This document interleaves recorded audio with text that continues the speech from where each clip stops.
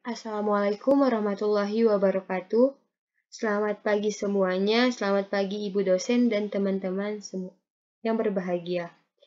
Perkenalkan, nama saya Nurul Hafiza dengan NIM 2020-31102 dari kelas C Sistem Multimedia.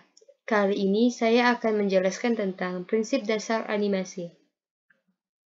Sejarahnya, 12 prinsip dasar animasi ini ditemukan oleh animator Disney kawakan bernama Ollie Johnston dan Frank Thomas. 12 prinsip animasi itu muncul sekitar tahun 1981 yang ditulis dalam salah satu judul buku mereka yang berjudul The Illusion of Life, Disney Animation. 12 prinsip animasi muncul karena Frank Thomas dan Ollie Johnston mempunyai semangat untuk meneliti dan mengembangkan karya seni baru saat mereka masih muda. Prinsip dasar itu merupakan hasil eksperimen dan latihan mereka serta atas keinginan dari Walt Disney untuk memikirkan suatu cara bagaimana membuat animasi mirip mungkin dengan gerakan nyata sebuah objek baik itu benda, hewan maupun manusia. Selain itu juga menunjukkan bagaimana ekspresi dan kepribadian sebuah karakter. 12 prinsip animasi.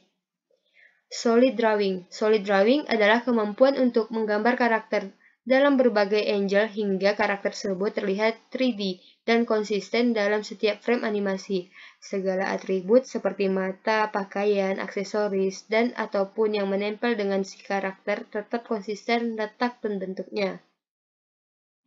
Timing dan spacing. Jim Netwick, seorang animator Disney, pernah berkata, animasi adalah tentang timing dan spacing. Timing adalah tentang menentukan waktu kapan sebuah gerakan harus dilakukan, sementara spacing adalah tentang menentukan percakapan dan perlambatan dari bermacam-macam jenis gerak. Contoh timing menentukan pada detik keberapa sebuah bola yang meluncur kemudian menghantam kaca jendela. Contoh spacing menentukan kepadatan gambar yang pada gambar animasi akan berpengaruh pada kecepatan gerak.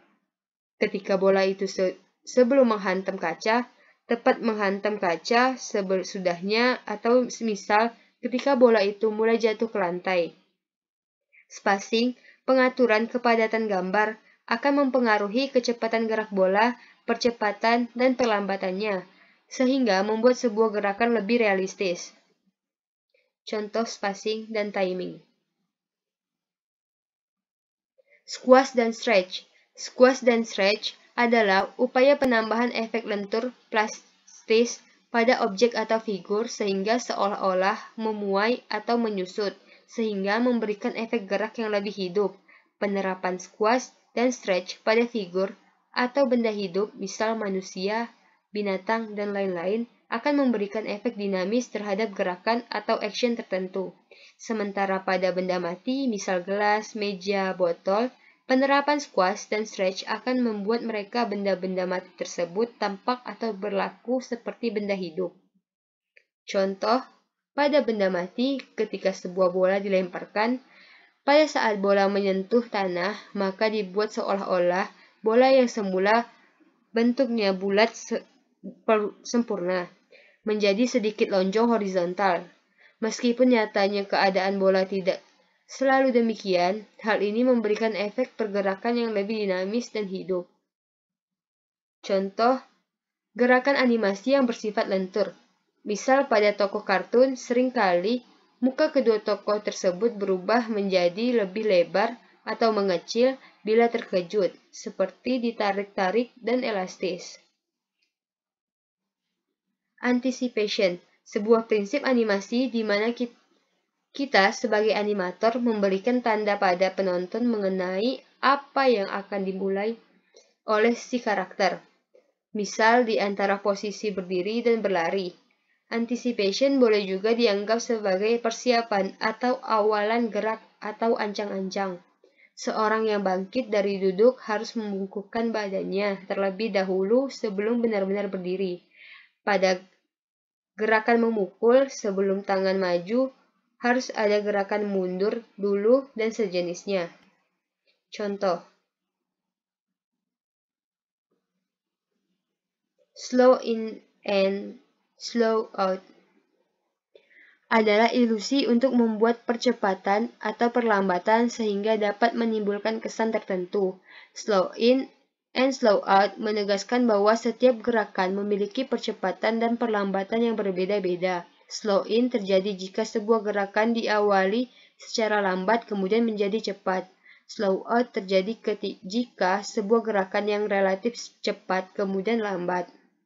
Contoh, dalam gerakan misalnya, mengambil gelas, tangan akan memiliki kecepatan yang berbeda ketika akan menjamah gelas dengan ketika sesudah menyentuh. Ketika tangan masih jauh dari gelas, tangan akan gerak relatif cepat. Sedangkan ketika tangan sudah mendekati gelas, maka secara refleks tangan akan menurunkan kecepatannya.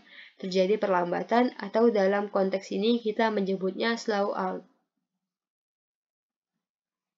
Arch, lengkungan, adalah sistem pergerakan tubuh pada manusia, binatang, atau makhluk hidup lainnya bergerak mengikuti pola atau alur maya.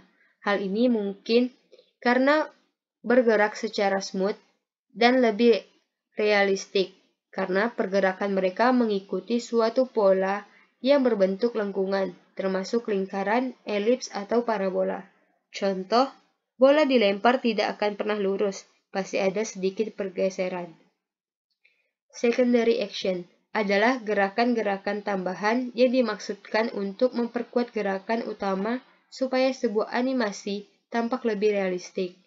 Secondary action tidak dimaksud untuk menjadi pusat perhatian, sehingga mengaburkan atau mengalihkan perhatian dari gerakan utama.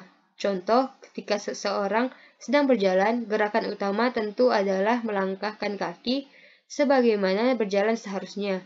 Tetapi seorang animator bisa menambahkan secondary action untuk memperkuat kesan hidup pada animasinya.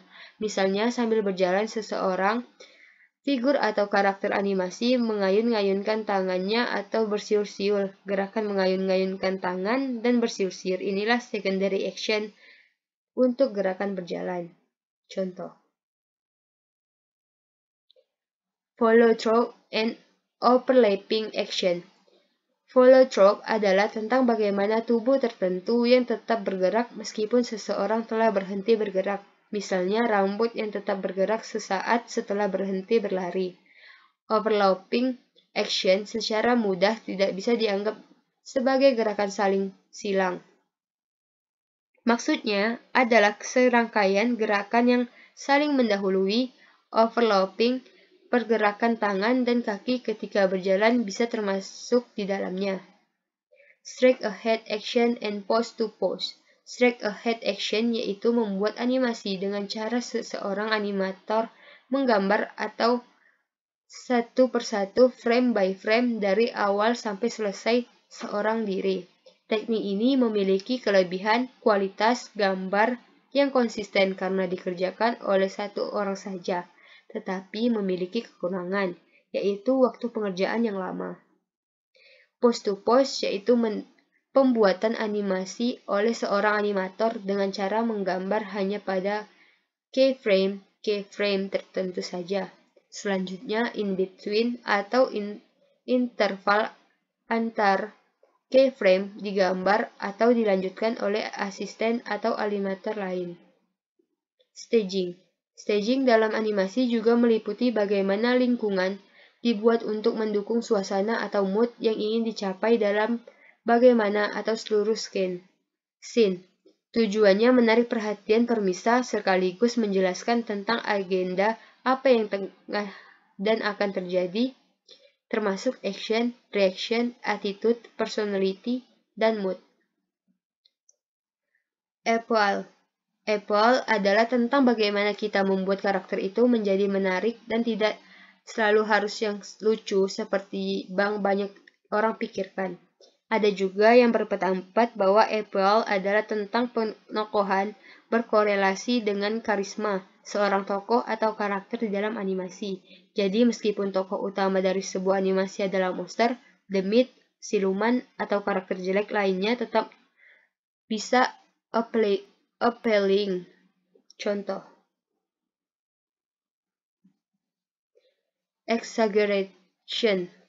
Exaggeration adalah upaya untuk mendramatisir sebuah animasi dalam bentuk rekayasa gambar yang bersifat hiperbolis, dibuat untuk menampilkan ekspresi tertentu dan lazimnya disebut secara komedik.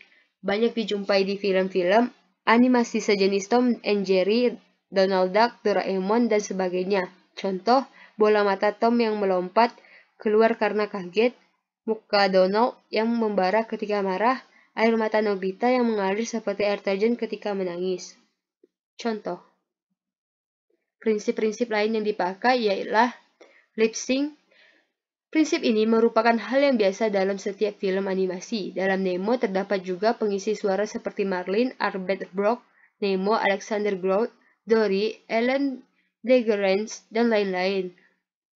Proportion adalah ukuran yang diperlukan untuk membentuk bangunan suatu benda. Misalnya, tinggi total manusia ideal adalah 8-9 kali diameter lingkaran bola kepala. Proporsi juga berguna untuk membedakan serta memperkuat karakteristik masing-masing tokoh animasi sesuai dengan sifat atau perangannya. Misalnya ikan badut dan hiu dengan proporsi yang sesuai. Perspektif adalah acuan untuk menentukan penentuan setiap elemen animasi secara akurat dalam korelasinya dengan lingkungan sekitar. Perbedaan sudut pandang kamera yang dipilih, penerapan teknik menggambar perspektif yang tepat dapat menampilkan komposisi gambar yang memiliki ilusi dimensi dengan sangat meyakinkan. Sekian penjelasan dari saya, kurang dan lebihnya mohon maaf. Terima kasih. Assalamualaikum warahmatullahi wabarakatuh.